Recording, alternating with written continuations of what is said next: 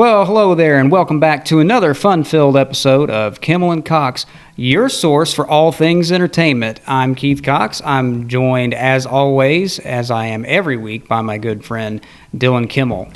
Hello, everyone. So anyway, getting back to the plot of the movie, Doc and Marty, go into the future of 2015, which, of course, we are now well past. Yeah, and. It's been a while since then. He does manage to successfully keep his son from being jailed. Actually, Griff ends up going to jail in his place. And we see right away that the sort of generational curse of the Tannen family is that they're just, for generations, they've all just been destined to be assholes and not very bright. And also destined to be driven into a big truck of shit. Yeah. So yeah, there's a lot of repeated gags in all of the Back to the Future movies. Really, they tend to use the same jokes again, but maybe in a slightly different way. So like the first one being Marty waking up and.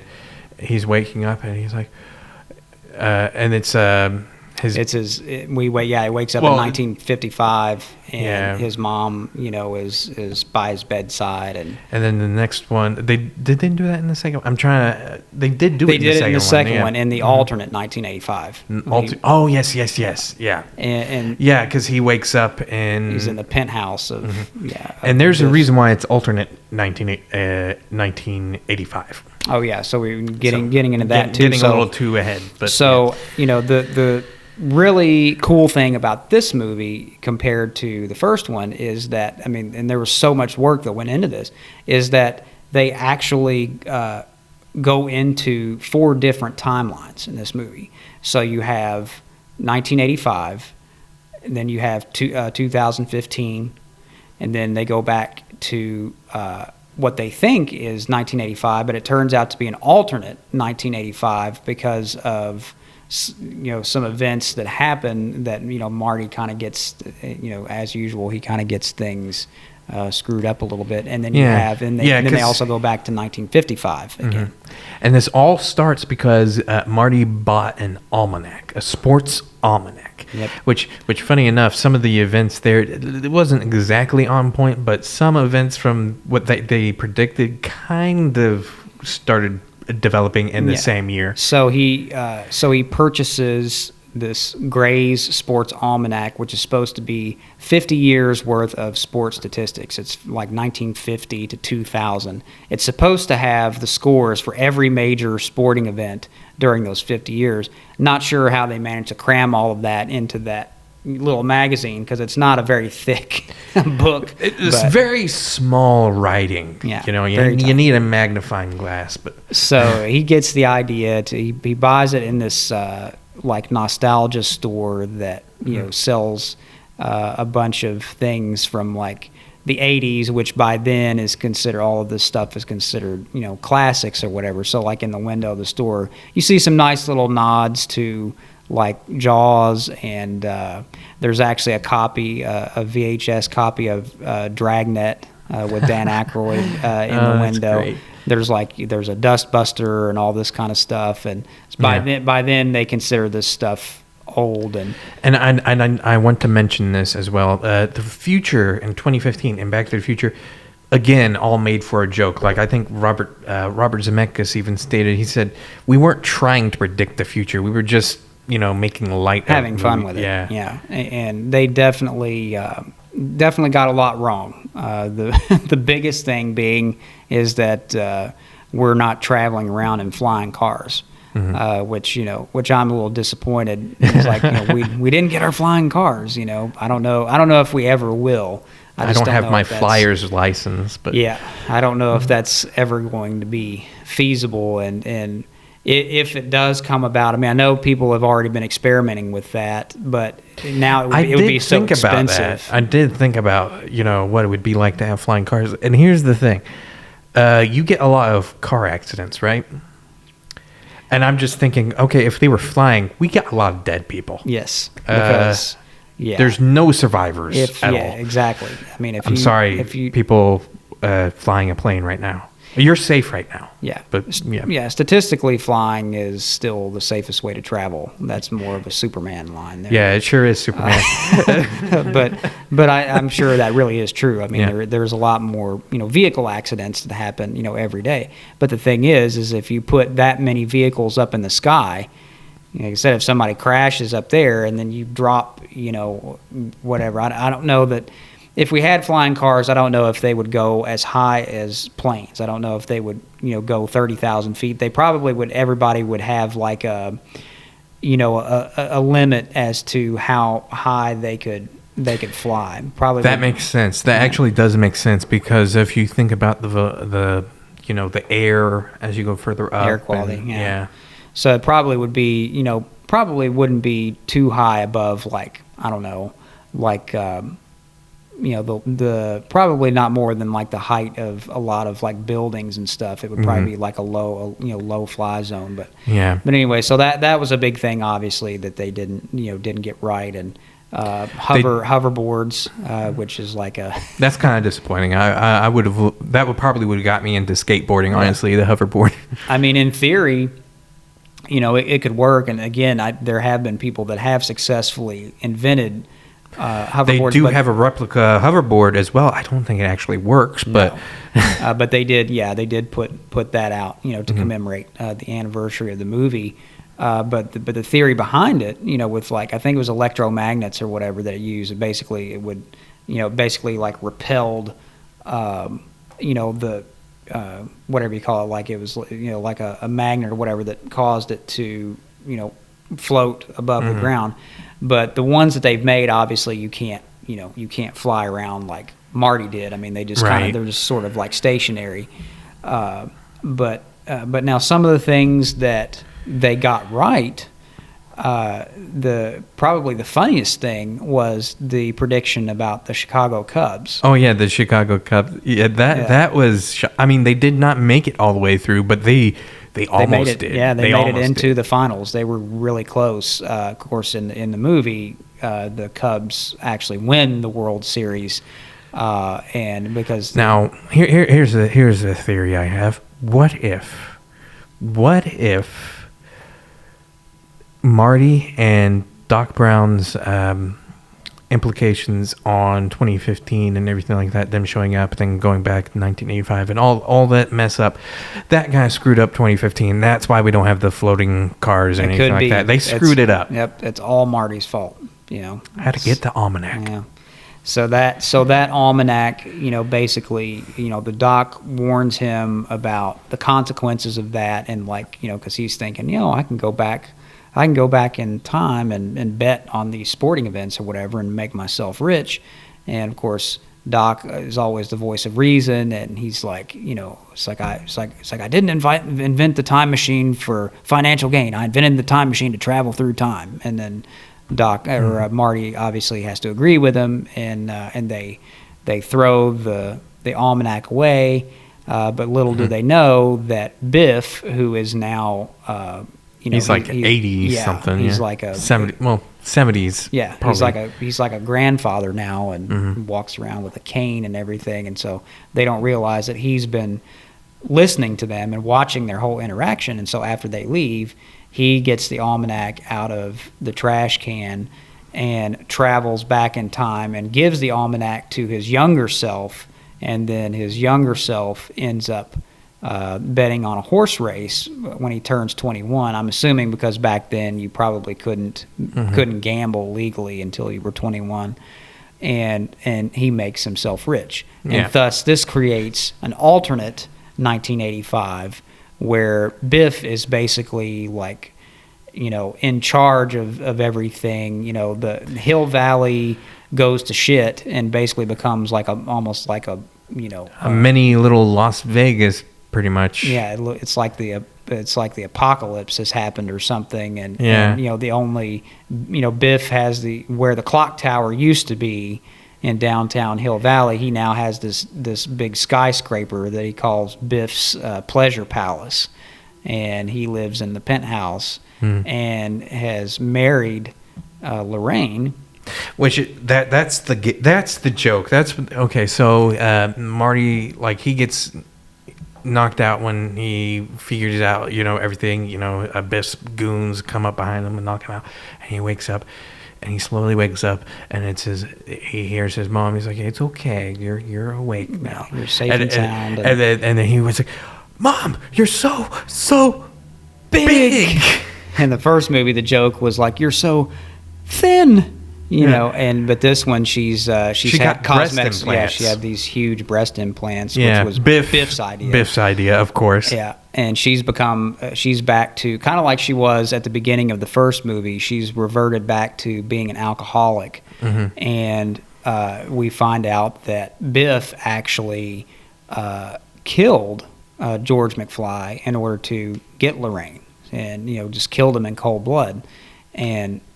Marty tries to piece everything together, and so Biff has become Marty's stepfather, and so it just this huge nightmare for him. Yeah. And, he finds out that his father is dead, and that's when they realize that they're in an alternate 1985, and so they've got to straighten that out, and they realize that Marty, after talking to Biff, realizes that the old Biff from the future gave the almanac to his younger self in 1955. So they have to go back to basically the same day in 1955 that Marty goes back to the future. Doc Brown actually makes a comment about that. He's like, "Man, it's so weird that he picked." I don't remember the line word for word, but he's like, "It's so weird that they picked that." That he picked that timeline. There must be some sort of fix on that timeline with you and your family tree or anything, or it could just be a straight up coincidence. Right? Yeah, it's like there must be something in the universe that like points to that particular pinpoints that particular that everything time period. Revolves around that date in history or something. Or it could just be coincidence. Yeah. So now they have to go back. Yeah. It is coincidence, but and it works for the movie because then what that does is it allows them to go back into the first movie from a different perspective. And I love that idea, honestly. That is the most creative thing, because they actually use footage from the first one and they splice it together with, because I just think about that one scene where Marty's sneaking into the principal's office and the principal's like looking through, because Biff actually uses the front cover of the almanac. Yeah, he puts a nudie magazine inside there as a decoy. And so there were some really great scenes with that, and Marty trying to get the almanac back from Biff, but they really the great thing was they didn't really use a whole lot of stock footage from the first movie. No, there was only like a couple of things. Yeah. They reshot scenes completely, which was kind of a nightmare for the production crew, because it had been 4 years, since they made the first one. They literally had to set all of this up again and try to make it look exactly like it did in the first movie. They did a pretty banged up job, pretty good job of that, I mean, of course, there were scenes that involved George McFly. Now, those were stock footage. Yeah. But the ones that he isn't in, that was all recreated and everything like that. And Marty's, he's kind of interacting in a way with his, other self. And that's the other thing. Doc Brown has made a specific point that they must not run into their younger selves.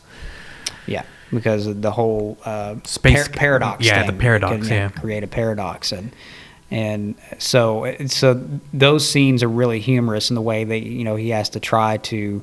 Marty has to do what he needs to do without interfering or without running into himself and having to escape from Biff's goons and there's a lot of course you look at it now and it probably seems a little dated to some people in terms of the technology, how they did that, like the whole split screen thing is how they did it back in the day. If you wanted to use the same actor interacting with themselves. and usually they would pick a focal point. There would be like a pole or something in the middle of the screen that was actually serving as the separation between. They would film like a shot with the actor on one side of the frame. The other side of the frame would be empty, and then they would reverse it, and then they would put something in between to make it look like they were actually like interacting with themselves. Yeah, these days they just use green screen, and it's pretty much seamless. Yeah. But it was pretty seamless in this one too, because you have the scene where Marty is interacting with his son in the future, and he actually grabs him, holds on to him, and gets like really close to him. I'm assuming it's they're probably it's probably someone else's hands coming up into frame and grabbing his son, and then you have his face there, but it looks seamless. It looks like he's literally like holding on to himself. I think it might have been a body double. Could have been, yeah. They could do that too. They could have used a body double and replaced that person's face with his. But for the most part, the effects work really good, and you have a lot of like Michael J. Fox actually plays several characters in this, because he plays himself, his normal self, his 85 self. He plays his 47-year-old self. He plays his son and daughter. He plays the original version, Marty, as well. He had a lot of busy. He had a lot to do, and some of the other actors did too. There was a lot of makeup involved. I think in the trailer they even do that. I mean, anytime anyone plays multiple characters now, it's kind of become a gag where they're like starring this person, right? Starring. I'll just. They did do that. The original trailer for the movie was like starring Michael J. Fox. Michael J. Fox and Michael J. Fox. But it's pretty hilarious, especially him in drag as his daughter Marlene. It's the first thing now. Like we were talking about this, we were trying to think of the name, and we had to look it up, because I don't think she's actually mentioned at all. I don't think so. I don't think they ever mention the daughter's name. The only thing I can think of is when Jennifer comes through the door and she sees herself, and she's like, both versions of them are like, I'm young, I'm old, and they both pass out. And that's another excuse to get the conscious thing again. Get her out of the way. But then you hear Marlene coming down the stairs, like, Mom, is that you?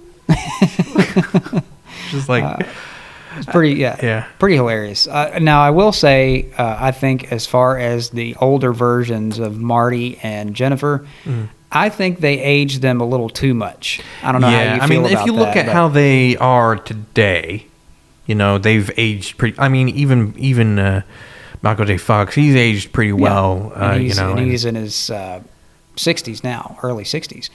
But it kind of, I don't know. It's kind of funny. I mean, they aged up. They aged up to everybody a little too much, except for Christopher Lloyd's character, because now Christopher Lloyd, he looks pretty old. He pretty much looks like Doc, looked back then.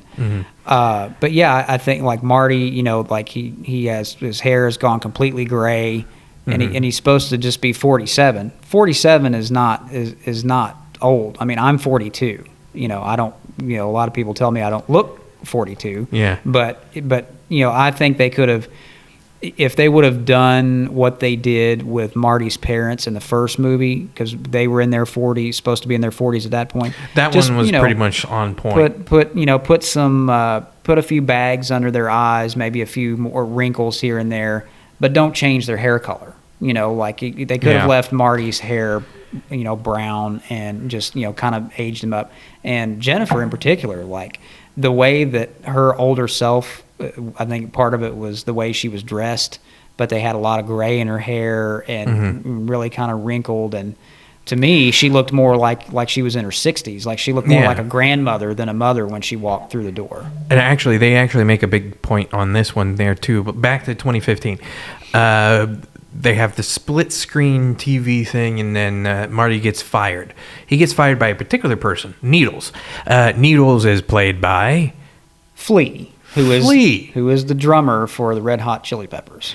Now that is a weird cameo, honestly. It is. That is a weird. It's cameo. very random. And it's one of those cameos like where musicians cameos, and you're like, yeah, kind of like they did with Huey Lewis in the first movie. It's like they wanted to put another musician in there. And now wait a minute, did Flea actually do anything music wise in this, or was he just acting? Because I don't remember. He was just acting. There was no music. What was the point in that?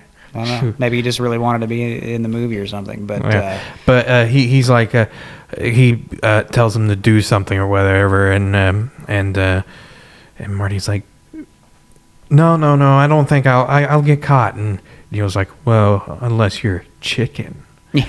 And he's like, chicken. Nobody calls me Chicken Needles. Nobody.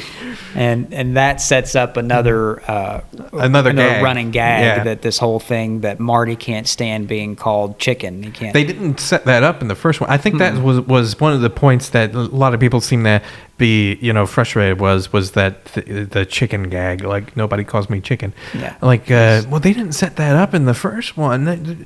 I mean, because you have to have some new jokes too. Yeah. And, And they use that for the rest of the trilogy. Yeah. But it does become a very big point too. Yeah, because there's we get to that once we get into the last movie, that really kind of that whole thing about being hot-headed and letting people get to you easily. There's a lesson that comes from that, and and as you'll see later, Marty learns a very valuable lesson about that. But we were talking about some of the things that this movie predicted correctly about the future, about 2015. Is some of the other things that I noticed was we talked about the TV, but not only the split screen or being able to, like, the picture in picture and being able to watch multiple channels or whatever at once. Like it was a flat panel TV. It was a flat panel. They didn't have flat panel TVs back then. That is right. I mean, I wasn't even thinking that way, but because I grew up with it's hanging on the wall. Yeah. Now I don't know how they actually did that for the movie. I was assuming that it was probably they probably built a frame or whatever, something that looked like a TV, and I'm assuming the image was probably just added in post or projected onto it or something. But that was something, and the whole thing with biometrics. Using a thumbprint to get into the front door of your house. Obviously, things like that exist now. I don't think. Now, there may have been stuff like that kind of existed in '85, but I would think if it did, it was probably more for like big corporations, security and things. But I don't know. I don't think so. I think the biometrics was something that really came along, much later. Credit card scanner. Marty, when he's engaging in this illegal transaction with Needles, he's like, here's my card, scan it. And he, holds it, puts it in this slot on this machine. I mean, back then, when you paid with a credit card, you had those devices that... it was like a little like stamped thing or whatever. It was what do you call them? It was like carbon paper, and they would literally they put the credit card in there, and they take this thing and like run it across the card. And when they did that, it would leave an imprint on the paper, and that's what they used to save the credit card numbers so that you could pay with a credit card. So that didn't exist back then, and obviously now we have debit card readers and stuff like the dip card readers, in ATMs and in self checkout machines. You just stick your card in the slot and it and now you can even pay with just your phone. Tap to pay, all that stuff. You just literally just touch your card to the screen and pay. So those were a few things that they got right. That I guess they saw that was coming at some point. But I think you're right. I think for the most part, I think Robert Zemeckis and Bob Gale just wanted to have fun with it, and they weren't actually trying to predict what was going to happen in the future. So they did a lot of outlandish things because they could, and especially in a comedy, you can get away with that. Yeah, and probably won't be able to get away with that in a serious action movie or anything. But something we didn't really get into when we talked about the first movie that I wanted to talk about a little bit was just theories about time travel and how time travel works. And because a lot of people have talked about this in depth and would this really happen? Like, if you go back in time or go into a different time, are you creating an alternate timeline? Are you creating other versions of yourself? And it's, if you really stop and think about it, I mean, it can kind of make your head hurt a little bit. It does make your head hurt. It's one of those things where it's like, but if that happened and then this happened, like there's no concrete answer, honestly. I mean, one question I have, like I thought about this question too. If we could travel back in time, is there things in your past that you would change? Oh, sure. I think so. I mean, it certainly, everything does happen for a reason. I believe that. And so in that sense, it's not a good idea. It can be, I mean, it can be, it may have been bad then, and you look back and you think, oh, I wish I hadn't done that, or I wish I hadn't, like been with that person or whatever. But who's to say if you did change that, who's to say that the good things that came along later in your life would have happened? You could have gone down a completely different path. It's hard to know. But sometimes I think, like, if I could go back in time and, like, knowing what I know now and having the knowledge that I've accumulated and hopefully a little bit of wisdom too, that I could go back and, kind of pass that on to my younger self. Or to just do things, if I could take the place of my younger self, kind of do things a little bit differently because I'd be coming at it, from a different point of view. But I would say that I had thought about that, and I'm on the same boat there. There's things in my past there that I'm like, especially like more recently, like I'm like, I wish it was different. I wish I could go back and do something about that. Maybe not meet a certain person or this or that. Like you said, yeah. But at the end, as we've stated, I mean, it's a beautiful line given to Christopher Lloyd's Emmett Brown at the very end of the third one, and you said it at the last there. Make it a good one. Yeah, and it's like the future. The future hasn't been written yet. Nobody's has, so make it a good one. So it's basically, the future is what you make of it. Do you think time travel is possible? I don't think it will ever be, like. It might not ever happen, but it's like, I guess if you come at it from. If you come at it from, like me, like from a religious point of view, I just don't think that, if you believe in a creator, if you believe in God, if you believe in at least a higher power, an intelligent higher power, and you believe in intelligent design and creation and all that, I don't think that he would ever allow that to be possible because again, you could mess with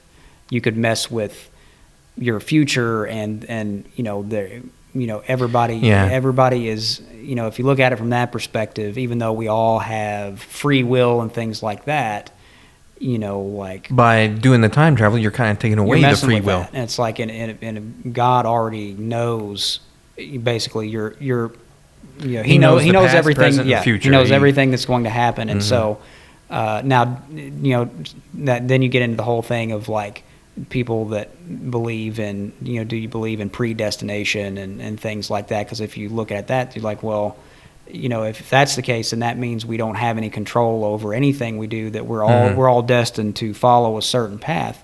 Yeah. But you're really not. You still have the free will. You still make choices on your own. It's just that you have this supreme being who just already knows everything that's going to happen.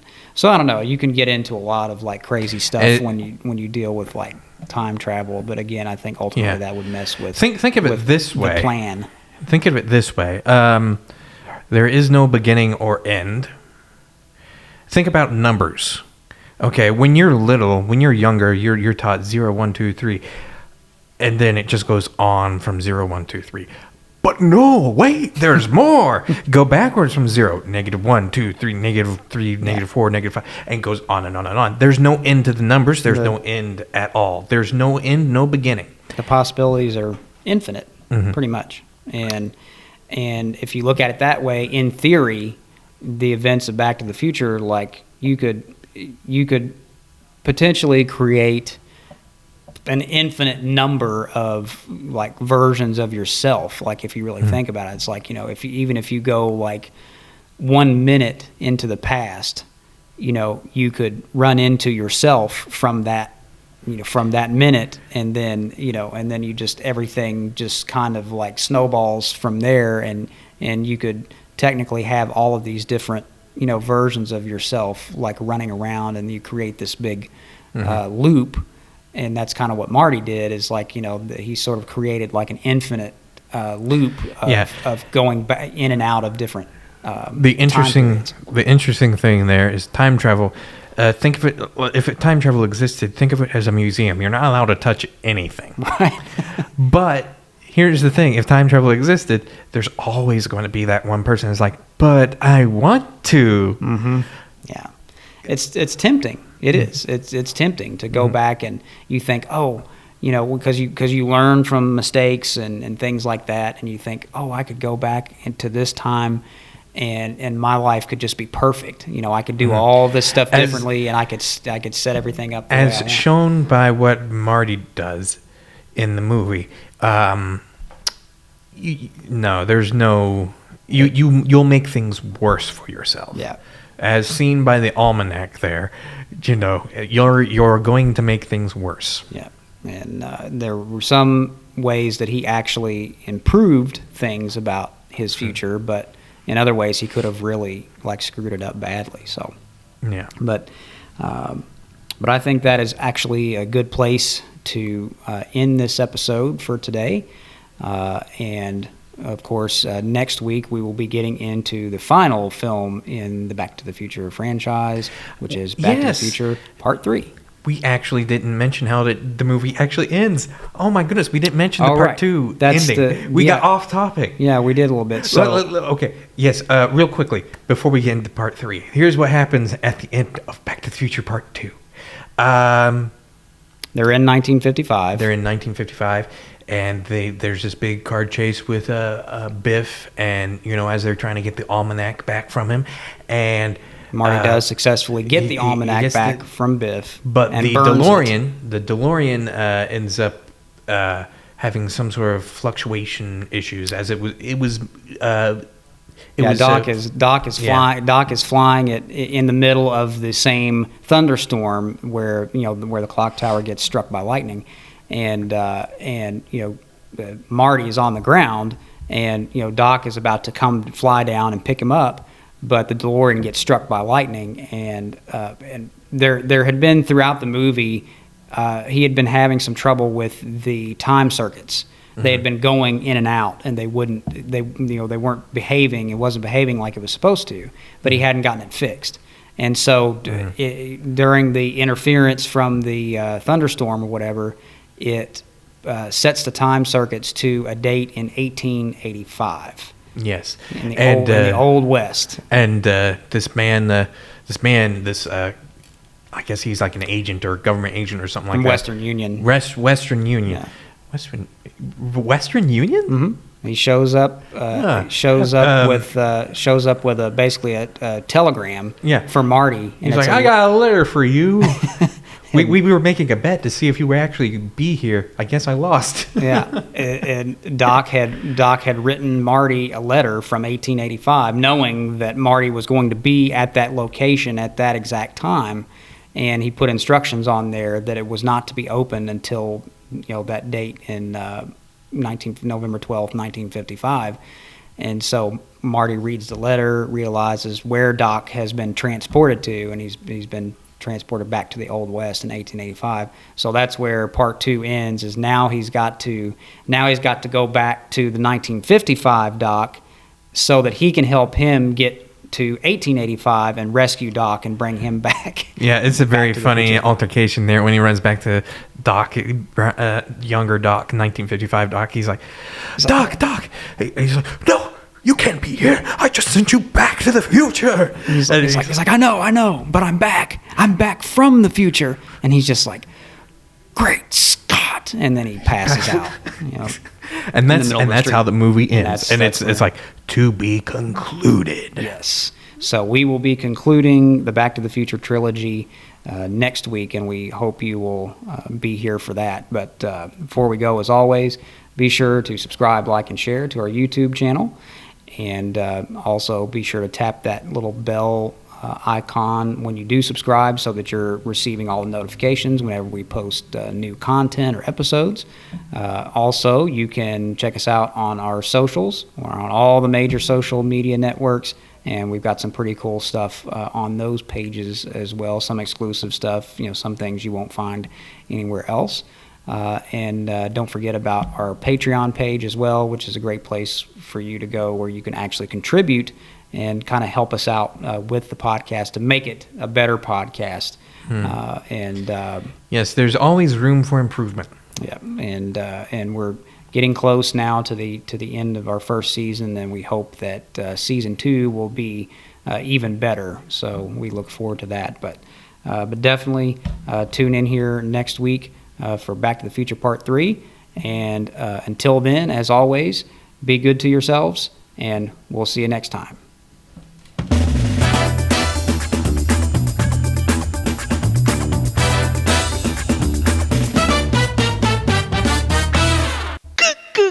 You dipstick.